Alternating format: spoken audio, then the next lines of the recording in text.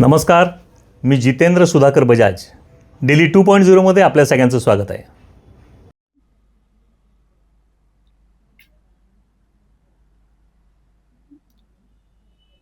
ठाण्यात निवासी डॉक्टरांचा एल्गार, 24 तासात निर्णय न झाल्यास आपत्कालीन सेवाही बंद करण्याचा इशारा. सेंट्रल MARD यांच्या नेतृत्वाखाली राज्यव्यापी बेमुदत सेवा बंद आंदोलनाला सुरुवात झाली असून ठाण्यातील छत्रपती शिवाजी महाराज रुग्णालयातील सुमारे 150 निवासी डॉक्टर या आंदोलनात सहभागी झालेत. डॉक्टरांनी विविध मागण्यांसाठी घोषणाबाजी करत शासनाचं लक्ष वेधलंय. आंदोलनामुळे आपत्कालीन सेवा वगळता OPDसह इतर सर्व वैद्यकीय सेवा बंद करण्यात आल्या आहेत. डॉक्टरांनी स्पष्ट इशारा दिला आहे की 24 तासात शासनाने मागण्या मान्य केल्या नसल्यास आपत्कालीन विभाग, ICU आणि इतर सर्व सेवाही बंद करण्याचा निर्णय घेण्यात येईल असा इशारा दिलाय. त्यांचा कोणत्याही वैद्यकीय शाखेचा अपमान करण्याचा हेतू नसून प्रत्येकानं आपल्या शाखेच्या कार्यक्षेत्रातच वैद्यकीय सेवा द्यावी असं निवासी डॉक्टरांनी सांगितलं. होमिओपॅथी आणि ॲलोपॅथी उपचार पद्धती एकत्रितपणे वापरल्यास रुग्णांच्या सुरक्षिततेला धोका निर्माण होऊ शकतो अशी त्यांची भूमिका आहे. आंदोलनादरम्यान patient lives matter, stop CMP disaster आणि MBBS का अपमान बंद करो अशा घोषणा देत डॉक्टरांनी शासनाकडे तातडीनं निर्णय घेण्याची मागणी केली. रुग्णहित लक्षात घेऊन सरकारने या प्रश्नाची गांभीर्यानं दखल घ्यावी, अन्यथा आंदोलन अधिक तीव्र करण्यात येईल असा इशाराही निवासी डॉक्टरांनी दिला आहे. किती डॉक्टर आज या आंदोलनामध्ये सहभागी झालेले आहेत, कोणकोणते विभाग बंद केले आणि मागण्या मान्य झाल्या नाही तर पुढची भूमिका काय असेल? आज शिवाजी हॉस्पिटल मधील जवळपास 150 डॉक्टर, निवासी डॉक्टर या आंदोलनामध्ये सहभागी झालेले आहेत. आज या 150 डॉक्टरांनी सर्व OPD वॉर्ड आणि बाकी फक्त आपत्कालीन सेवा सोडून बाकी सगळ्या सेवा देणे बंद करण्यात आलेल्या आहेत. आणि जर 24 तासात ह्या मागण्या मान्य नाही झाल्या तर आपत्कालीन विभाग, ज्याला आपण इमर्जन्सी म्हणतो, ते सुद्धा बंद होईल आणि त्यामुळे इमर्जन्सी मध्ये पेशंटला खूप याचा धोका होऊ शकतो. शासनाने याची गंभीरपूर्वक दखल घ्यावी. आमचा हा विरोध कोणत्या डॉक्टरला किंवा कोणत्या BHMS डिग्रीचा किंवा कोणत्या डॉक्टरचा अपमान करण्याचा आमचा हा स्ट्राईक नाही. फक्त आमची मागणी एवढीच आहे की त्यांची होमिओपॅथी ब्रांचमध्ये त्यांनी त्याच्यामध्ये प्रॅक्टिस करावी. त्यांनी ॲलोपॅथीमध्ये येऊन ॲलोपॅथी होमिओपॅथी मिक्स करून पेशंटला त्याचा धोका होण्यास टाळावं. तर सरकारने ह्या बाबीचा गंभीरपूर्वक विचार केला पाहिजे. जर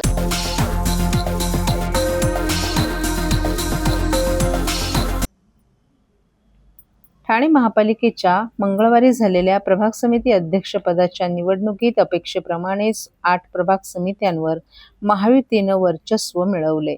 7 प्रभाग समित्यांवर शिवसेना तर एका प्रभाग समितीवर भाजपचा अध्यक्ष निवडून आलाय.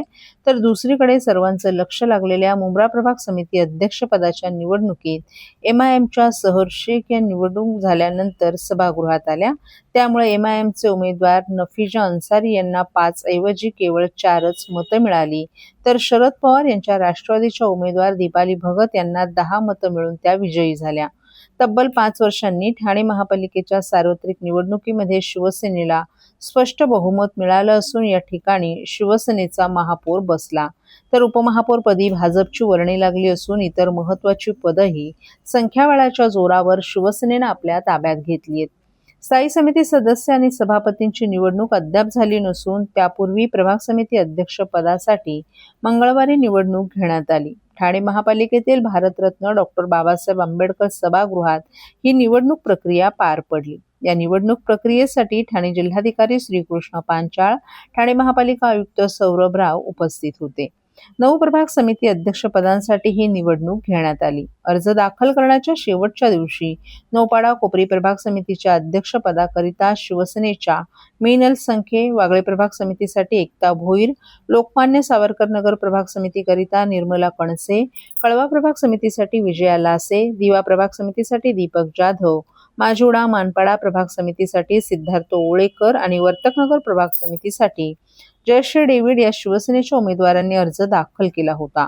तर उथळसा प्रभाग समितीकरिता भाजपचे नारायण पवार यांनी एकमेव उमेदवारी अर्ज दाखल केला होता. ठाणे महापालिकेच्या 7 प्रभाग समितीमध्ये शिवसेनेचं संख्याबळ असल्यानं या प्रभाग समितीमध्ये अन्य कोणत्याही पक्षाच्या नगरसेवकांनी उमेदवारी अर्ज दाखल केला नाही. त्यामुळे मंगळवारी झालेल्या निवडणुकीत या 7ही प्रभाग समित्यांवर शिवसेनेचे उमेदवार बिनविरोध निवडून आले, तर उथरसा प्रभाग समितीमध्ये भाजपचे सर्वाधिक सदस्य असल्यानं या प्रभाग समितीच्या अध्यक्षपदी भाजपचे नारायण पवार हे बिनविरोध निवडून आले आहेत.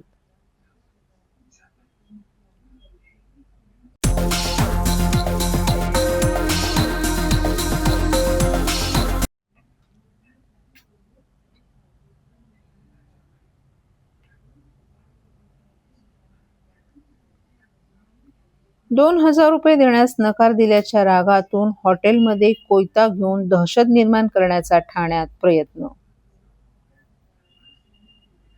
₹2,000 देण्यास नकार दिल्याच्या रागातून एका इसमानं हॉटेलमध्ये कोयता घेऊन दहशत निर्माण करत तोडफोड केल्याची घटना मंगळवारी उघडकीस आली.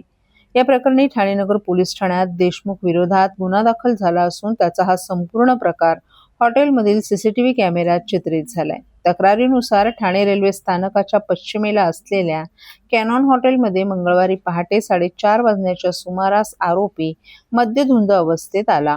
त्यानं हॉटेलमधील कर्मचाऱ्याकडे ₹2,000ची मागणी केली. कर्मचाऱ्याने नकार दिल्यानंतर त्याने शिवीगाळ करण्यास सुरुवात केली. कर्मचाऱ्याने हॉटेलच्या व्यवस्थापकांना मोबाईलद्वारे संपर्क साधून याची माहिती दिल्यानंतर आरोपीने त्यांनाही शिवीगाळ केली.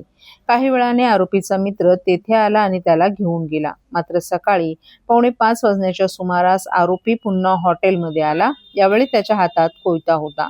त्याने कर्मचाऱ्यांना धक्काबुक्की करून जीवे मारण्याची धमकी दिली. तसंच हॉटेलमध्ये दहशतीचं वातावरण निर्माण केलं. त्यानंतर त्याने हातातील कोयता हॉटेलच्या काचेवर फेकला. तसंच फर्निचरचंही नुकसान केलं. या घटनेमुळे हॉटेलमधील ग्राहक आणि कर्मचाऱ्यांमध्ये भीतीचं वातावरण निर्माण झालं. या प्रकरणी हॉटेलमधील एका कर्मचाऱ्याच्या तक्रारीवरून ठाणे नगर पोलीस ठाण्यात एका विरोधात गुन्हा दाखल करण्यात आला आहे. या घटनेचे सीसीटीव्ही फुटेज पोलिसांच्या हाती लागले असून त्या आधारे पुढील तपास सुरू आहे.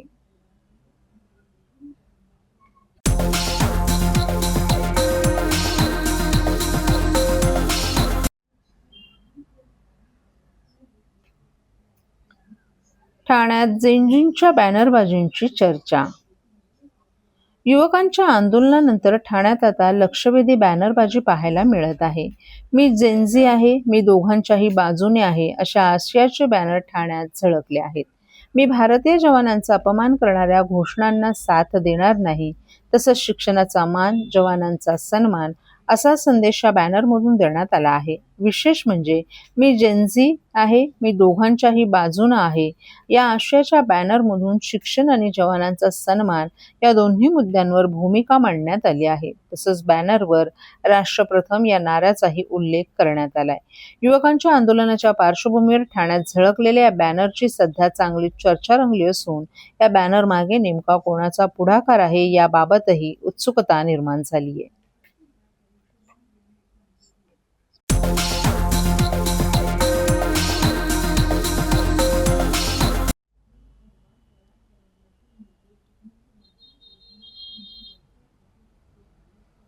गेल्या काही दिवसात रस्त्यांवरील खड्ड्यांमुळे नाशिक आणि त्यानंतर ठाण्यात नागरिकांचे जीव गेलेत. त्यामुळे रस्त्यांवरील खड्ड्यांमुळे होणाऱ्या अपघातांबाबत राज्यभरात चिंता व्यक्त करण्यात येत आहे. धक्कादायक म्हणजे ठाण्यात सलग 2 दिवसात 2 मृत्यू झाले आहेत. रविवारी खड्ड्यांमुळे झालेल्या रस्ते अपघातात एका महिलेचा मृत्यू झाला, तर 3 ऑगस्ट रोजी मुंबई नाशिक महामार्गावर शहापूर जवळ खड्ड्यांमुळे झालेल्या अपघातांमध्ये एका ठाणे जिल्हा रेस्क्यू फोर्सच्या जवानाचा मृत्यू झालाय. या 2 अपघातानंतर आता राजकारण रंगताना दिसून येतंय. मनसे नेते अविनाश जाधव यांनी उपमुख्यमंत्री तथा ठाणे जिल्ह्याचे पालकमंत्री एकनाथ शिंदे यांच्यावर निशाणा साधलाय.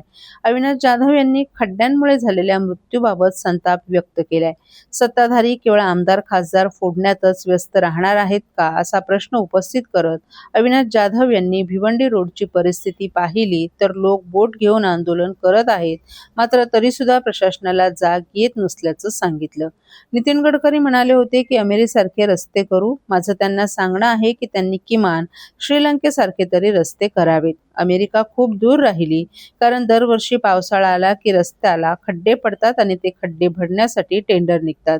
काही कोटी रुपयांचे टेंडर खड्डे बुजवण्यासाठी निघत असतील, पण तरी देखील खड्डे बुजत नसतील तर हे टेंडर काढतात तरी कशाला, असा प्रश्न त्यांनी उपस्थित केलाय. कंत्राटदार कामे करतात की पैसे घेऊन घरी जातात, असा प्रश्न त्यांनी उपस्थित केलाय. ज्यांना खड्डे बुजवण्याचं काम मिळाले तो ते काम करतो का? कारण पोलीस खड्डे बुजवताना दिसून येतात, मग कंत्राटदार कुठे आहेत, असे देखील प्रश्न उपस्थित करत अविनाश जाधव यांनी एकनाथ शिंदे यांच्यावर निशाणा साधलाय. आपले पालकमंत्री सध्या गायब आहेत. ठाण्यात अनेक प्रश्न आहेत आणि त्यावर आपले पालकमंत्री बोलताना दिसून येत नाहीत. एकनाथ शिंदे खूप मोठे आहेत, परंतु मोठे होत असताना ज्या लोकांनी त्यांना मोठं केलं त्यांना विसरू नका ना, म्हणजे झालं, असंही त्यांनी सांगितलं. कारण आज इतके लोक जर रस्त्यात पडून मरणार असतील तर यापेक्षा दुर्भाग्याची बाब ठाण्यासाठी दुसरी काहीही नसेल, असं सांगत अविनाश जाधव यांनी आपला संताप व्यक्त केलाय. संवेदनशील असं वक्तव्य आहे पोलिसांचं. खरं तर तो काय ज्योतिषी होता का? त्याला पुढे येणारा खड्डा आधी काढाला, बरोबर आहे. ज्यांच्यामुळे खड्डे पडत आहेत किंवा ज्यांनी खड्डे भरण्यासाठी करोडो रुपये सरकारकडनं घेतले त्यांच्यावर गुन्हा दाखल होणं गरजेचं आहे, ना की तुम्ही त्या मुलाच्या दुःखात असताना त्याच्या कुटुंबाला असा प्रश्न विचारणं की तुमच्या मुलाला खड्डा दिसला नाही का. मला असं वाटतं की त्यात ज्याने कोणी ज्या पोलिसांनी अशी स्टेटमेंट केली त्यांनी एक दिवस आमच्यासोबत यावं, बाईकवर बसून बाईक चालून दाखवावी आणि खड्डे, समोरचे खड्डे कसे अचानक येतात ते आम्ही त्यांना दाखवून देतो. माझं मत आहे की अशा प्रकारचं वक्तव्य करून त्या कुटुंबाचं मनोधैर्य तोडण्याचं काम पोलिसांनी कृपया करू नये. त्या ठेकेदारावर गुन्हा दाखल व्हावा आणि मी स्वतः त्या ठेकेदारावर गुन्हा दाखल करण्यासाठी उद्या पोलीस स्टेशनवर जाणार आहे. अशा प्रकारचं पुढचं पाऊल तुमची भूमिका असेल? बघा, काल आमच्या रवींद्र मोरे आमचे शहर अध्यक्ष त्यांच्या नेतृत्वामध्ये काल ठाण्यामध्ये आंदोलन करण्यात आलेलं आहे आणि मला असं वाटतं की आंदोलन करून काय होणार नाही, तर प्रशासनाला जाग येणं पण खूप गरजेचं आहे. कारण प्रशासनाला असं वाटतंय की एखादा माणूस गेल्याच्या नंतर काय 2 दिवस बोंबाबोंब होते, त्याच्यानंतर मग लोक विसरून जातात. पण मी तुम्हाला खात्रीने सांगतो, महाराष्ट्र नवनिर्माण सेना या सगळ्याची याच्यापुढे पाठपुरावा असते. जोपर्यंत एखाद्या अधिकाऱ्याच्या मुलाच्या बाबतीत अशी कुठली घटना घडत नाही ना, तोपर्यंत याचे डोळे उघडणार. माझी देवाकडे प्रार्थना आहे की या अधिकाऱ्यांचे डोळे उघडावेत आणि पुढे कोणाचाही बळी अशा खड्ड्यांमध्ये जाऊन कोणाचा घरचा करता करवता माणूस दगावला गेला नाही पाहिजे. ठाणे शहरातील खड्ड्यांवर डांबराचं मास्किंग केलेलं आहे, परंतु रस्त्याच्या काढीला देखील अजूनही भले मोठे खड्डे उघडच दिसत आहेत. अहो, मी तुम्हाला सांगतो, हे करोडो रुपयाचे टेंडर काढतात. नाल्या सफाईच्या बाबतीत यांची हीच परिस्थिती आहे आणि दुसरीकडे खड्डे बुजवण्याच्याही बाबतीत त्यांचा हा व्यवसाय आहे. अधिकाऱ्यांचा आणि राजकीय नेत्यांचा हा व्यवसाय आहे की प्रत्येक पावसाळ्यामध्ये हे असे खड्डे बुजवायचे टेंडर काढणं आणि त्यातून पैसे कमवणं हा त्यांचा धंदा आहे. त्यामुळे कायमस्वरूपी नीट रस्ते करायची परिस्थिती नाही. घोडबंदरचे खड्डे हे बुजवावे यासाठी किती आंदोलनं झाली, पण आजही तुम्ही घोडबंदरच्या रोडला गेलात तर आजही तेवढेच खड्डे आहेत. सो यांना कळत नाही का? यांना सगळं कळतं, परंतु जर हे खड्डे कायमस्वरूपी बुजले तर यांचा पोट कसं भरेल?